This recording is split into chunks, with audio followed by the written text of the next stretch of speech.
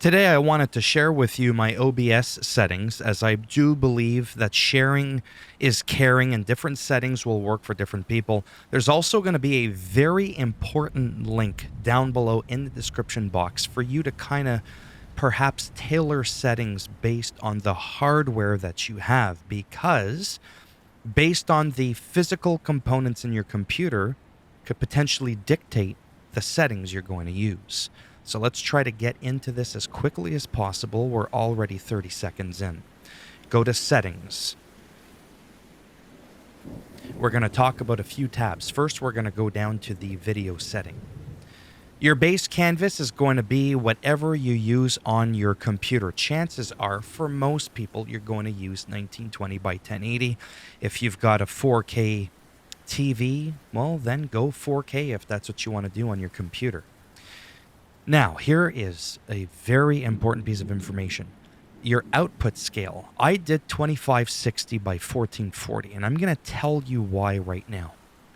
Because when you upload to YouTube, you understand?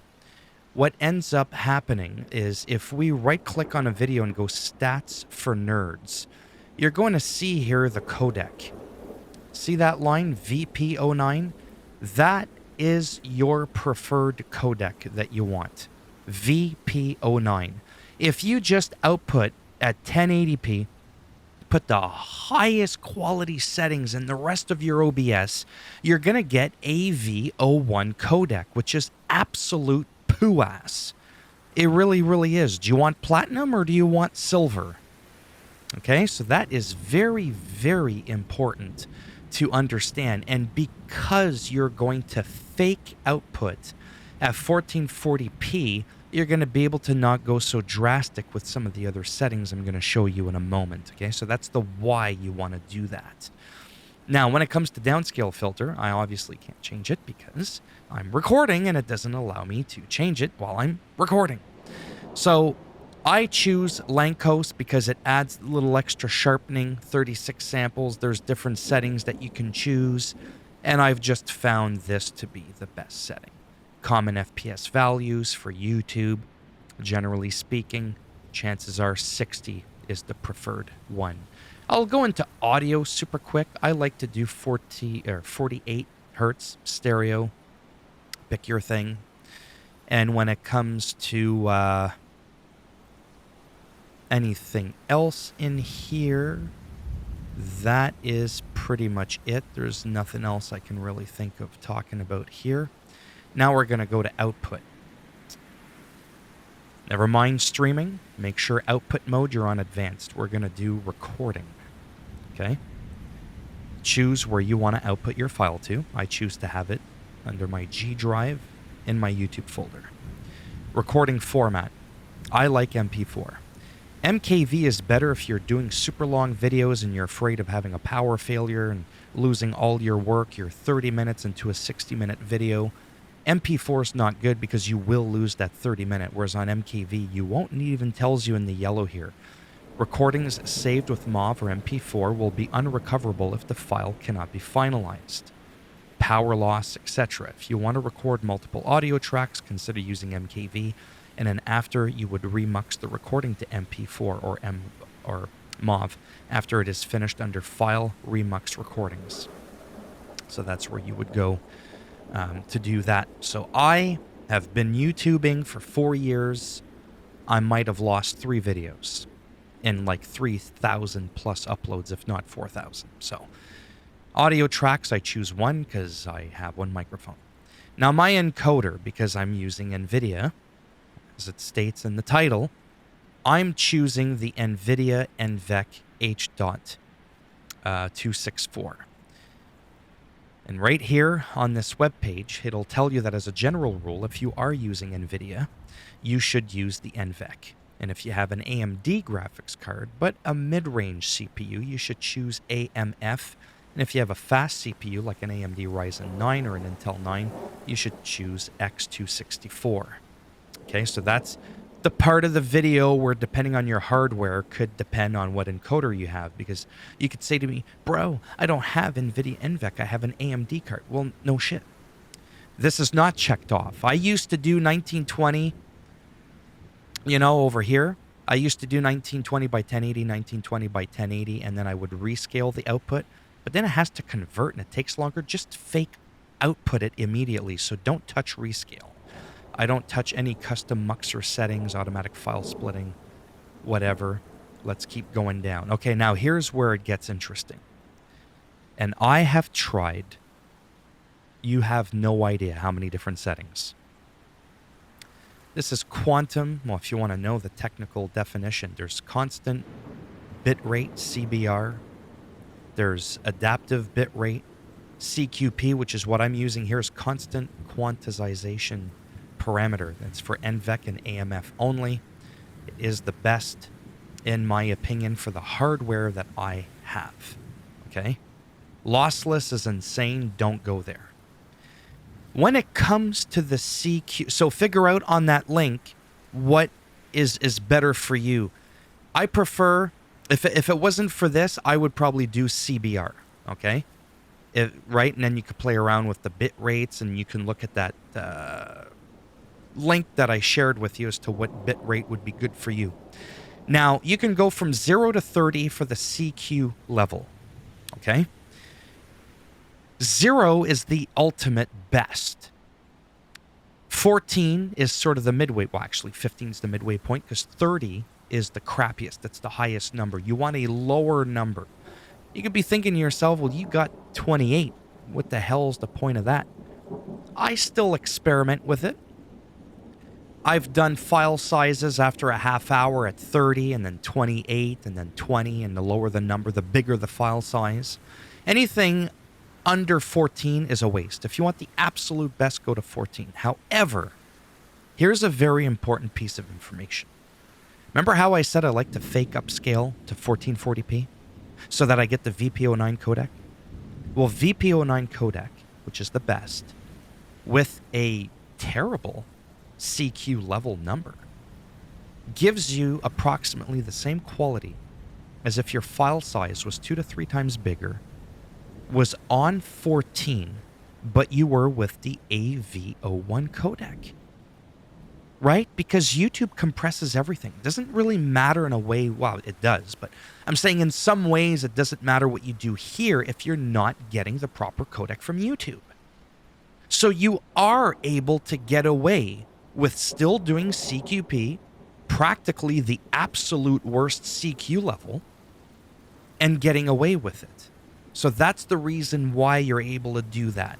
If you want, do the 1440p, experiment between, 14 and 30. Really, do some tests and upload them to YouTube privately. Record 2 to 5 minute videos. When I do gameplay footage, I'm recording 30, 40-minute videos, okay? So 28 to 20, it'll make a significant file size difference, but it might not make a significant video difference. I would argue that the quality of my videos are very, very amazing, okay? So that's the reason behind that. Sorry for all the rambling here. Keyframe intervals, I'm going to be honest with you. Shit, man. I used to know all the technical definitions to this. Again, that link down below should explain this. I leave it at 0. There's a part where all of these here, really quick, just look at them. Preset, just max quality. Just do it, max quality. Profile, do high. Never mind look ahead, add psycho-visual tuning. It enables the encoder setting that optimizes the use of bitrate for increased perceived visual quality, especially in situations with high motion at the cost of increased GPU. So I do that. The whole look ahead thing is that it enables a dynamic B-frame, and if disabled, the encoder will always use the number of B-frames specified. If enabled, though, it'll increase visual quality by only using however many B-frames are necessary up to a maximum at the cost of increased GPU. GPU I leave at 0, max B-frames 2.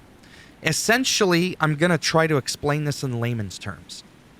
If you funk around with all of this stuff here, look ahead, the B-frames and all that, you're able to have it so that if you have a high quality video and you pause the video during a fast motion, it'll look like a perfect wallpaper screenshot. Do you care about that? So if you have like footage again and it's moving fast and you want to be able to pause it to use it as a thumbnail, then you're going to want to crank some of this stuff up. If you just care about the actual motion of the video to be clear and clean, look at any of my footage on YouTube and I will argue it's pretty damn good. Okay?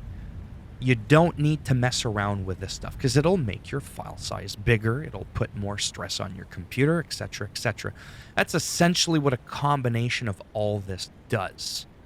Okay? So to recap on the encoder, look at the settings here. Keep it between 14 and 28, I guess.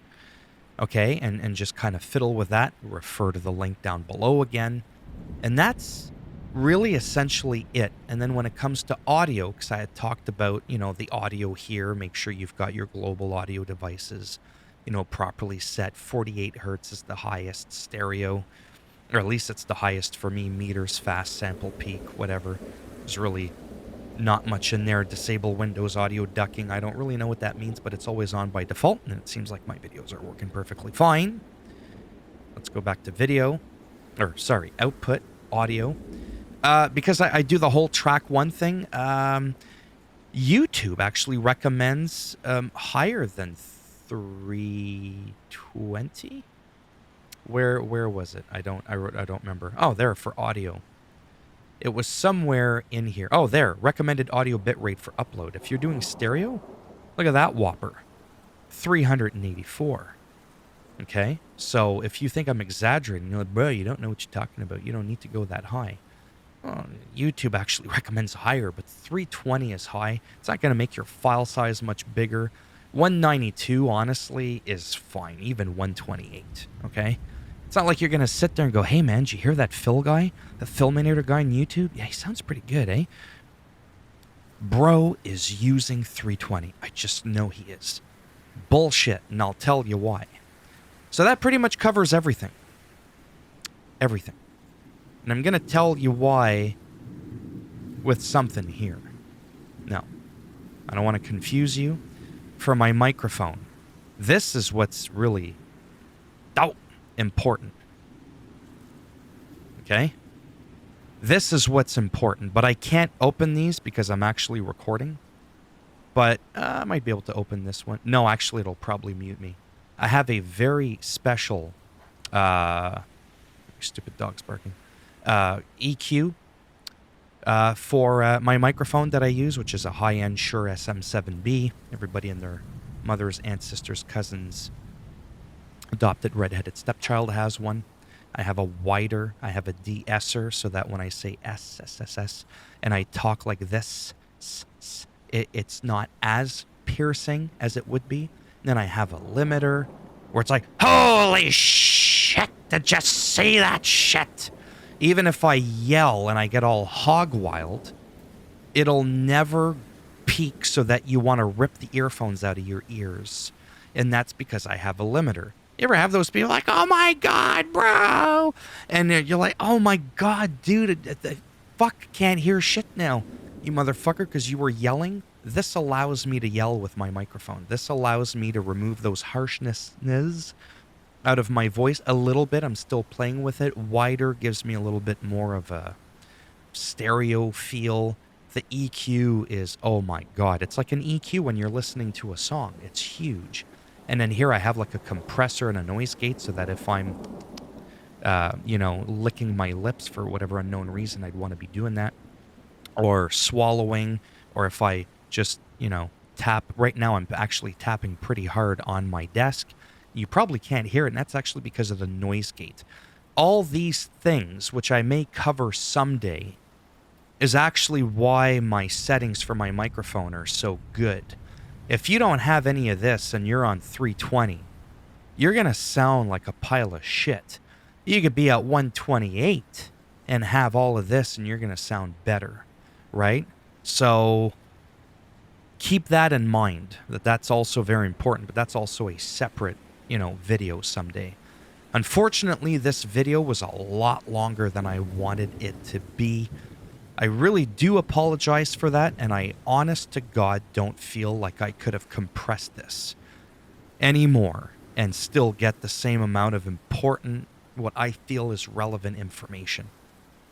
I'm hoping that after this, along with other people online, that you should check out along with the website here, that you have a better understanding as to how to perhaps get started on YouTube or any type of podcasting thing.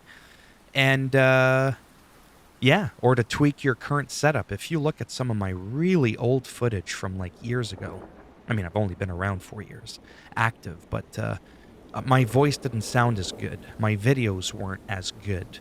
And that's because I didn't have the proper, hardware, sure. And I didn't have the proper settings, right? So there you have it. As always, if you liked the video, go ahead, give it a thumbs up. It does greatly help support the channel with the algorithm. If you didn't like the video, go ahead and give it a thumbs down. And I'll just bend it in half, twist it, and break it off in your ass. And if you want to subscribe to the channel, I mean, obviously that would be fantastic. But if not, thanks for stopping by anyways. Take care. And maybe I'll see some of you in the next video. Bye for now.